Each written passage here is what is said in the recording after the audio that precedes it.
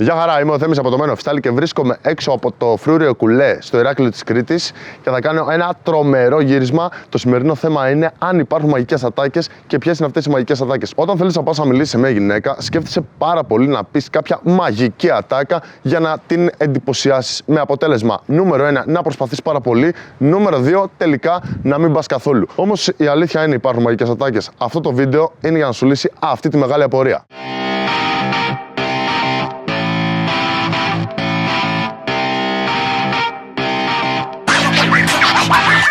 Όταν θέλεις να προσεγγίσεις μια γυναίκα, αυτό που δεν πρέπει να σκέφτεσαι κατά βάση είναι το τι λέξεις θα εκφράσεις από το στόμα σου. Αλλά πολύ μεγαλύτερη σημασία πρέπει να δώσεις το πώς θα εκφράσεις αυτές τις λέξεις. Και δεν χρειάζεται να δείξεις κάτι και να προσποιήσεις κάτι που δεν είσαι. Όταν βγαίνεις έξω, θέλεις να περάσεις καλά, θέλεις να διασκεδάσεις και αυτό πρέπει να είναι το ύφος σου. Να ζήσεις τη στιγμή και να είσαι ένας δυνατός άνδρας, ισχυρός άνδρας, χαρούμενος, που έχει όρεξη να γνωρίσει καινούριους ανθρώπους και να περάσει καλά και να διασκεδάσει. Καλό είναι να έχεις στο μυαλό σου ότι το φλερτ είναι μια διαδικασία καθαρά διασκεδαστική. Οπότε το πρώτο πράγμα που πρέπει να κάνεις είναι να ζήσεις τη στιγμή, να περάσεις καλά, να διασκεδάσεις πρώτα απ' όλα με τον εαυτό σου και σίγουρα με τους ανθρώπους που γνωρίζεις. Το δεύτερο πράγμα είναι να μην έχεις υπερβολικές αντιδράσεις. Γιατί όταν έχεις υπερβολικές αντιδράσεις και προσεγγίζεις μία γυναίκα και θέλεις να φλερτάρεις μαζί της, δείχνεις να χρειάζεται την αποδοχή της. Με αποτέλεσμα να λες κάτι και να κρέμεις από τα χείλη της και από τις εκφράσεις της για να δεις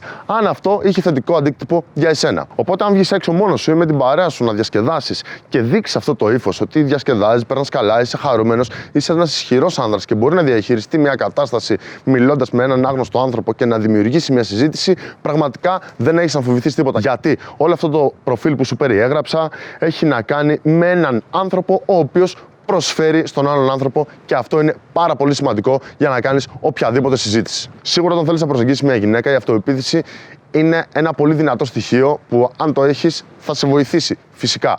Όμως, η πιο συνηθισμένη εσωτερική ερώτηση που κάνουν οι περισσότεροι όταν φλερτάρουν με μια γυναίκα είναι: τι σ' αρέσουν αυτά που λέω, φαίνεται να περνάει καλά, διασκεδάζει με εμένα. Αυτό που σου προτείνω να κάνεις είναι να αλλάξεις αυτή την ερώτηση και όταν μιλάς με μια γυναίκα να σκέφτεσαι κάτι διαφορετικό. Για παράδειγμα, τι μου αρέσει πάνω σου, τι σου αρέσει πραγματικά σε αυτή τη γυναίκα που μιλάς, τι είναι αυτό που σε κάνει να ενδιαφέρεσαι ακόμα περισσότερο να εμπλακείς στη συζήτηση μαζί της. Και για να μην παρεξηγηθώ σε αυτό το σημείο, καλό είναι να ξεκαθαρίσουμε τι ακριβώς είναι αυτοεπίθεση και τι ακριβώς είναι η αλαζονία. Δεν μπορείς να έχεις την αυτοεπίθεση να φλερτάρεις μόνο και μόνο επειδή έχεις διαβάσει πώς γίνεται το φλερτ. Καταλαβαίνω ότι αυτό μπορεί να σου ακούγεται λίγο σκληρό, αλλά αυτή είναι η αλήθεια. Φυσικά δεν είναι καθόλου κακό να μην έχεις αυτοπεποίθηση για κάτι το οποίο δεν έχεις κάνει. Είναι το απολύτως φυσιολογικό. Για παράδειγμα, εγώ δεν ξέρω καθόλου να οδηγώ και πάω σε μια σχολή οδήγησης και μου λέει τι είναι το απαραίτητο που πρέπει να κάνω για να οδηγήσω ένα αυτοκίνητο. Σημαίνει ότι έχω την αυτοπεποίθηση πως μπορώ να οδηγήσω ένα αυτοκίνητο, τελεία?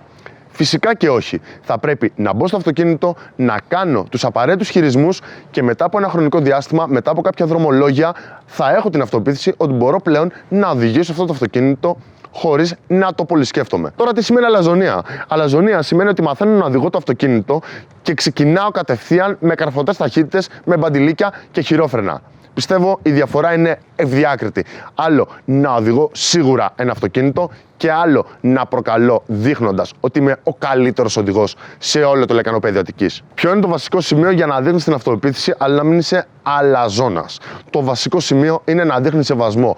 Εννοείται πως πρέπει να δείχνεις σεβασμό πρώτα απ' όλα στον εαυτό σου, δηλαδή να λες αυτό που θέλεις όταν το σκέφτεσαι και όπως το σκέφτεσαι, αλλά παράλληλα να δείχνεις σεβασμό και στους άλλους ανθρώπους. Οπότε, ποιος είναι ο πιο τέλειος τρόπος για να ξεκινήσεις να μιλάς με μια γυναίκα? Είναι ο πιο τέλειος τρόπος μια μαγική ατάκα? Η αλήθεια είναι πως όχι. Δεν υπάρχει κάποια μαγική ατάκα που μπορεί να σου ανοίξει όλες τις πόρτες. Αυτό που είναι καλύτερο, κατά τη γνώμη μου, είναι να μην σκέφτεσαι τι να πεις, να μην έχεις κάτι έτοιμο, αλλά να δημιουργήσεις κάτι εκείνη τη στιγμή. Και αυτό ακριβώς θα φανεί. Θα φανεί ότι είσαι δημιουργικός και σίγουρα θα φανεί κάτι ξεχωριστό. Γιατί κάθε κατάσταση, κάθε άνθρωπος είναι ξεχωριστός. Αν όμως είσαι από τους ανθρώπους που κολλάς, ξεκίνα λίγο πιο σταδιακά.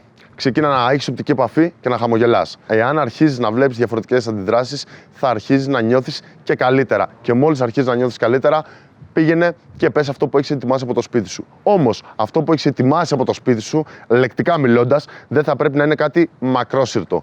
Λίγα πράγματα και απλά. Σε είδα, μου άρεσες Και ήρθα να σου πω ένα γεια. Όπως είπα και πιο πριν, ο σκοπός είναι να διασκεδάζεις. Οπότε δεν χρειάζεται να υπερβάλλεις, δεν χρειάζεται να προσπαθείς πολύ. Θα πρέπει να ξεκινήσεις να μιλάς με καινούργια άτομα και τελικά να φαίνεται σαν πρόκταση του εαυτού σου και ότι είναι φυσιολογικό για εσένα να μιλάς με καινούριους ανθρώπους. Όταν γίνεσαι καλύτερος, μπορεί να ξαναπροκύψει το ίδιο πρόβλημα. Δηλαδή, μπορεί να αρχίζεις να φλερτάρεις με γυναίκες, αλλά πάλι να έχεις ένα συγκεκριμένο σκοπό. Για παράδειγμα, θέλεις να μιλήσεις με μια γυναίκα και θέλεις να πάρεις το τηλέφωνό της. Αυτός είναι ο σκοπός. Όσο περισσότερο οριοθετείς τον εαυτό σου, τόσο περισσότερο προσπαθείς και πιέζεσαι να πιάσεις το στόχο που ο ίδιος έχεις θέσει σε εσένα. Άρα, κλείνοντας αυτό το βίντεο, είδες πως δεν υπάρχει κάποια μαγική ατάκα.